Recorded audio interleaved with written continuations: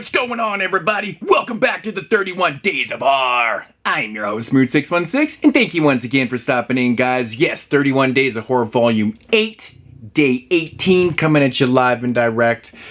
Alright, guys, so we're going to take it from Italy, I believe it was yesterday, and we're going to fly to the land down under, Australia, with a film from 1981 that I actually knew about this movie. I'd never seen this one before. In fact, I don't know if it really had much love in Region 1. Maybe just stuck on VHS obscurity until the fine folks over at Severin Films decided to put this out on Blu-ray. Yeah, I just knew about it. That was about it. So, without further ado, 1981, we have another one from the All the Haunts Be Ours box set, and it is called Alison's Birthday. So this one right here, paired up with Celia, of course, another exploitation film. Yeah, Alison's Birthday. So I'm not going to hold this up, but get into a quick little synopsis of Alison's Birthday. Of course, follows our main character, Alison, because that would be weird if it didn't. So Alison is just days away from turning 19 years old, and she gets a call one day from her aunt and uncle who actually raised her after her parents were killed in a car accident and she was orphaned. So she was brought up by her aunt and uncle. Anyways, they call like a few days, about 5-6 days before her birthday, and they're pleading with her to come back home because now Alison has obviously moved away from the place. And, she's enjoying her life. She's a very independent person and stuff like that, which I thought was really interesting because, like, she's only 18 at the time and she's already so advanced in life. I thought it was pretty interesting. But yeah, so they give her a call and they're pleading with her to come back home because they want to celebrate her 19th birthday. Big festivities, it's a big milestone birthday and stuff like that. She's a little bit reluctant at first because something had happened where it's kind of stuck in the back of her mind and she's like, I don't know if I should really do this. But anyway, she agrees to, head back home to her aunt and uncle's place to celebrate her 19th birthday. But she brings along her boyfriend, Peter, they get there, and soon, not long after arriving at her aunt and uncle's place, things start to happen, and everything's just not what it seems or what it should be. And but yeah, I'll just leave the synopsis right there. Now, my thoughts on Alison's Birthday. This is one of those movies that it's probably best that you go into not knowing really anything about it. That's why I kept the synopsis pretty vague. It's, honestly, if you read a synopsis, you're going to be getting Rosemary's Babies vibes right away. It's what it kind of sounds like and probably could be.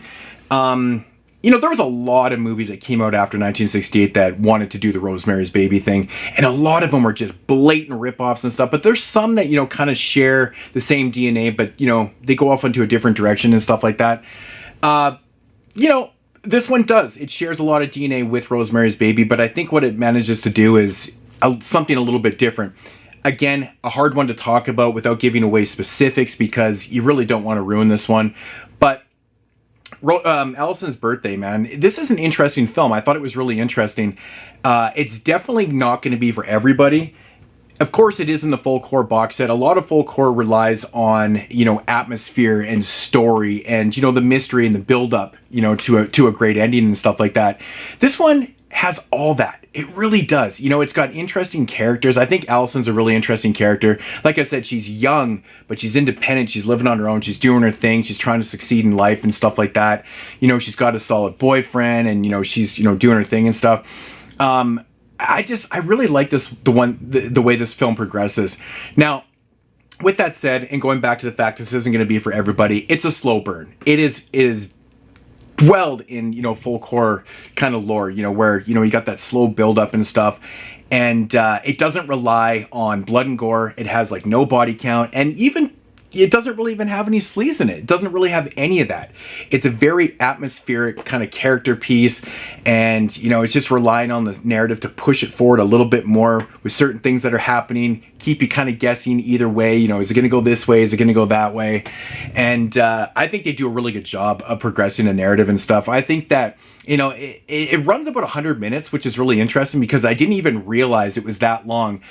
Once the movie finished, I was like, damn.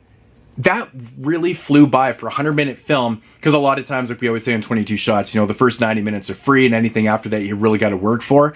But I think the payoff in this film is absolutely brilliant. It's really, really dark. It's really bleak. And it's something that, you know, they just decided to not go the Hollywood way. And I really, really enjoy that about this movie.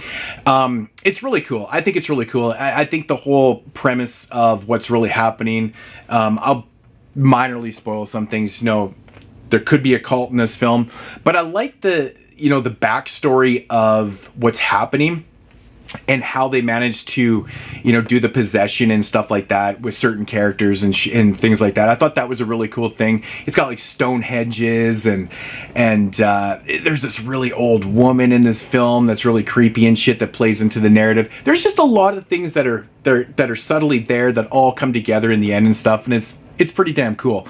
Now, the film starts out with like a prologue scene, and it takes place when she's about 16 years, so about 3 years prior to her 19th birthday. And I wanted to get into this because it's kind of relevant, I guess, a little bit.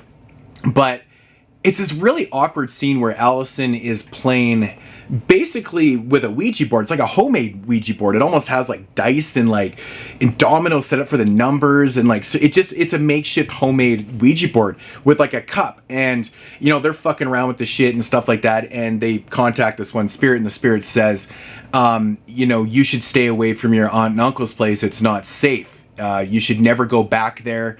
You know, you're away from here. You should never go back there and stuff like that. And a bunch of crazy shit happens, and one of the characters actually dies in the prologue. So she's got this in the back of the mind. That's why when I said in the synopsis that she was kind of reluctant to go there, because she's like, well, why would my dead father be telling me not to go back there? It's unsafe. You know, don't go back there for your 19th birthday kind of thing. And, you know, it kind of plays into it. And I was just like thinking about that whole scene. I'm like, it's there because it's there, but, you know, it didn't really matter throughout the whole film because it's really about her and the days leading up to her 19th birthday and what's really happening with, you know, her aunt and uncle and stuff like that. But, you know, the whole breakdown, the whole narrative, the whole story was actually really fun, really cool. And again, again, it's one of those movies where you got to be patient with it. If you don't like slow burn films, you're probably not going to enjoy it. But, you know, the biggest problem with a lot of slow burn films for myself, and that I've learned over time of watching a lot of these type movies, is if the payoff isn't right, it's really not worth your time. But I'm suggesting that you do check this out because the payoff is really damn good. And the whole movie was really good. I really like the atmosphere. I really like the music in this film. It plays in super subtly and odd. Like, it's just, it makes it feel so dark, and it's just like this ominous, foreboding darkness. Like, you know some shit is going to go down, but you don't know really what's going to happen. And I really like that about the film. Characters are awesome. I thought the acting in the film was pretty good. The one part of the film that actually made me laugh was, so basically Peter he's doing a lot of investigating and stuff, because leading up to the days of Alison's birthday, she starts to get pretty sick and she's kind of bedridden and stuff. So he's like trying to investigate. He's like, this doesn't fucking seem right. There's some shit that's going on. Anyways, he starts to find out some shit, and basically, you know, the cult, they start to essentially send their cronies after him. And I couldn't help but laugh because there's a scene where he goes into this graveyard, and it's actually a really cool scene. But he looks left, and he looks this way, he looks right. And all these guys are fucking dressed in suits, and it just made me laugh. It instantly gave me vibes of like Halloween 3, Season of the Witch, with like, you know, the robots and shit, and like, oh man, I don't know what it was. It just made me laugh. I just wasn't expecting the cronies to look like that. It's just fucking strange. The druids, I guess you'd want to call them or whatever. But yeah, all in all, really cool film. Not really much more to say about it. Minor spoilers in that review. Sorry if you've never seen it, but it's really, really hard to talk about. I really wanted to get this one out there because it's a film that now actually has a solo release from this box set. Severin put this out, which, again, I actually thought, and I reviewed Clear Cut a few days ago, and I thought that Clear Cut was released before this box set came out, but I guess I must have missed the announcement, and I just thought it came out before. Like, I guess it came out after. I have no idea. But anyways, But yeah, I see they're starting to put a lot of these out on their solo editions and stuff like that. So if you don't want to pick up the box set, they do have a single edition of Alison's Birthday, which I highly recommend. It's a pretty good film. And I'm going to come in at an 8 out of 10 on it. I think it's a solid watch. Another great Ozploitation film. Ozploitation for myself is one of my favorite things to watch. I'm a huge advocate of it. I'm a huge fan. And when I can discover films like this that I've never seen before, fantastic. Thank you, Severin, for releasing it in this box set. And like I said, you can get a solo copy if you don't want to spend a couple $100 on this. And yeah, so that's going to do it for day 18 here. I'll be back tomorrow with day 19, and I actually don't know where we're going for that. I think we might be going back to the US. I'm not 100% sure. Maybe from the 90s. Not 100% sure. Got to look at the list. So anyways, guys, check you then, and I'll see you guys tomorrow. And as usual,